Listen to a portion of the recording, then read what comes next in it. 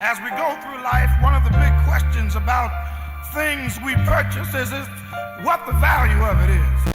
All right. So we got the Super Fight 2. It's happening tomorrow, or well, today, because it's 4:20 in the morning, man. But anyway, yo.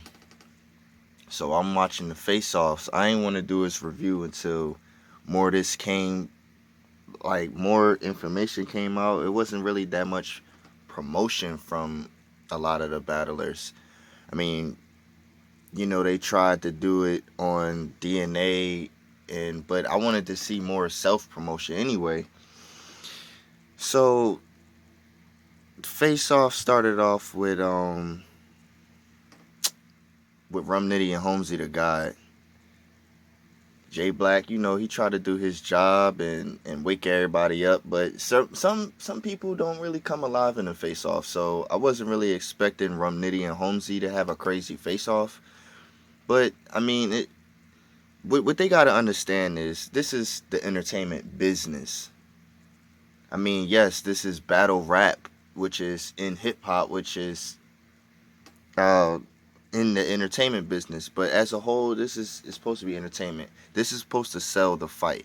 I wasn't sold the fight, even though I'm sold on the battlers. So I guess that's what matters the most. But Rum Nitty and Holmesy they were just so friendly.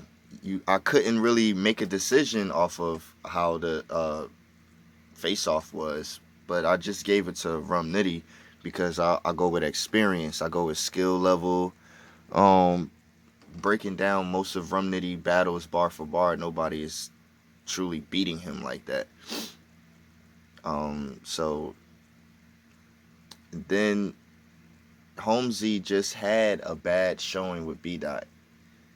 So if I'm judging off of last performances, even though that wasn't his actual last performance that year, I don't think, and it still wasn't good. And B Dot, I consider a vet. I don't look at B Dot as a rookie. Even if you want to look at himself with that class or with a newer class, I don't. I look at him as a vet. Um, or at least if you don't look at him as a vet, then at least you know that he has a certain level of experience. And if Holmesy is losing to a person with experience, then Rum Nitty is the wrong person to be in there with experience.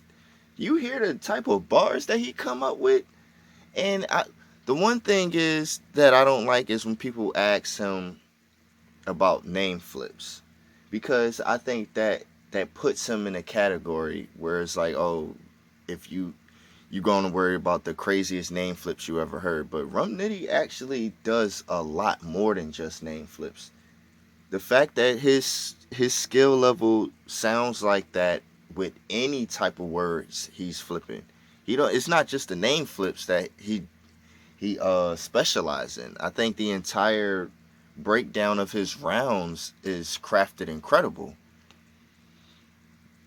The triple entendres come like so regularly with he brings triple entendres regularly when it comes to how he writes.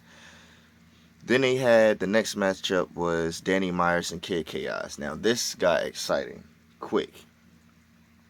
Soon as they started talking about bars, Danny went off.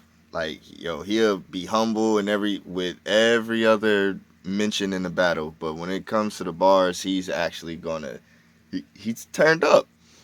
And Kid Chaos did too.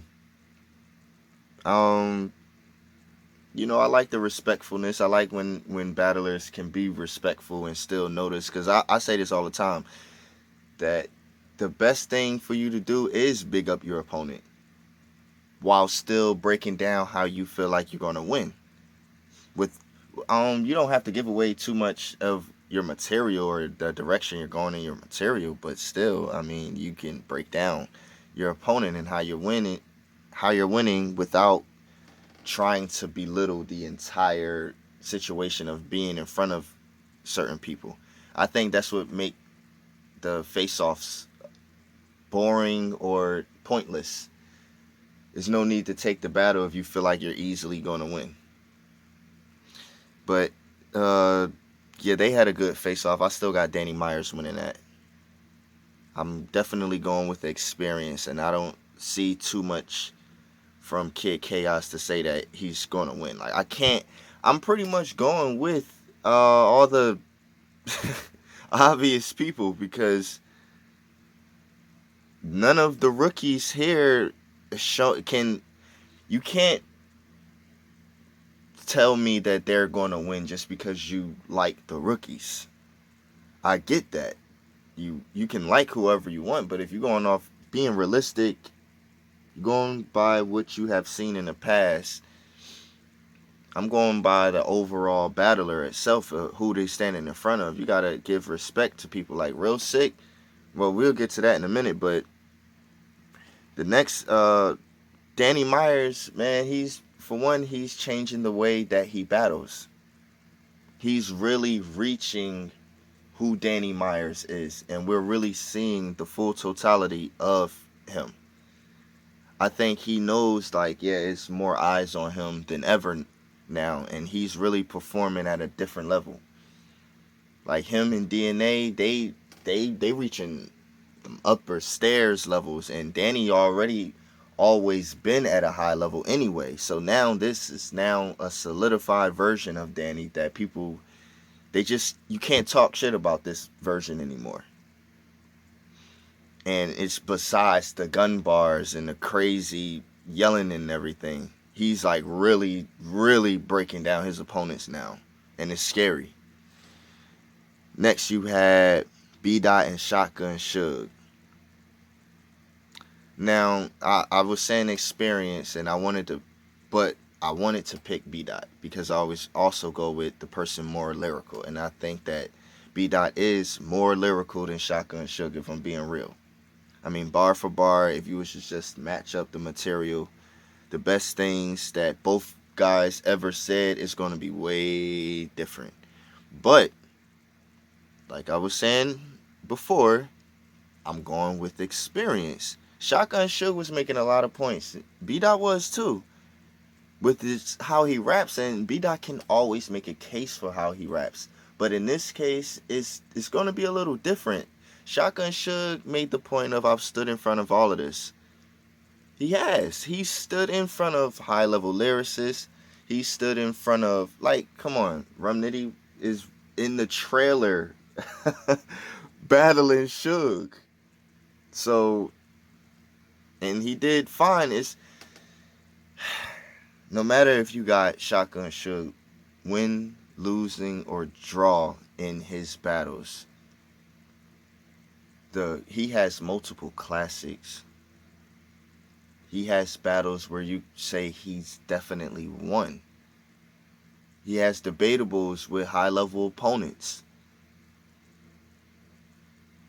It's not like he's in there just getting his ass kicked every single time. No matter how you want to rank him. And yes, definitely a legend. He's done a whole bunch in, like, the first real Bully. The first real, like, Bully pocket tapping being a thing. And adding that type of performance. And I don't know, man. People always put Shotgun Suge below, like, the higher level rapper or lyricist when he's battling. But it don't ever go that way. It don't ever go the way of them dominating him in that area. But anyway, so that's why I had to pick Shotgun Suge over B-Dot. And plus, B-Dot just had a loss with Chilla Jones. Shotgun Suge had a bad year. But I'm going with experience in this. Only because of the points made in the face-off. See, the face-off can really, depending on how the face-off goes, man, it really can sway an opinion. Depending on what points they make, it's like, all right, okay. Some people don't change their opinion. They have the same opinion before and after a face-off. But I know I was swayed a little bit. Now, main event, in which I'm actually surprised is the main event. I would think that B-Dot and Shotgun Suge would be the main event, but Mike P and Real Sick was next. There's no slight to them, it's just the names. But anyway, Mike P and Real Sick, I respect Mike P a lot. I think that his rise is an underrated rise. I think that how he battles is underrated. I think people only want to show respect to Mike P when he's battling, when he's about to battle. But it's not enough mention of how he rose. He didn't have like 100 battles in during his rise to where he is now. And I think because maybe he's not as explosive as a Twerk or somebody, I think that people just put him at a lower rate than he actually is. I think he's actually up there in the conversations of the Twerks and everybody else. He sounds different. He has his own, he has his own style. He has his own way of how he angles. He has his own way of how he rhymes words and put words together. I think Mike P is a really, really underrated battler. But that being said, that's why I had him winning versus Real Sick. Plus, Real Sick ain't been here long enough for me to just give him a battle. I think people want to do that for the sake of being a contrarian. Like, oh no, I'm gonna go with the other name because they the underdog. Man, that's corny. That's corny. Forget that. Mike P might win this. Even if I want to give it to the other opponent, like it's not that I don't want to give it to someone else. It's just that I have to go with the realism of all of this. I can't judge 1 year of me seeing. I seen 2 battles from Mike P. They were really good showings, but Mike P has more to go from for me to judge this battle. Hopefully with this will be another bars over names, but I don't see the rookies really winning this. The only one I probably have with the most potential, and B-Dot is not a rookie, so he's definitely not about to be said, is probably Real Sick and Mike P. If I would have to switch up one, it would probably be Real Sick. But I still got Mike P winning that. So basically, I got all the vets, upperclassmen winning this one. We'll see how it goes. The battle goes down today. We'll see you after.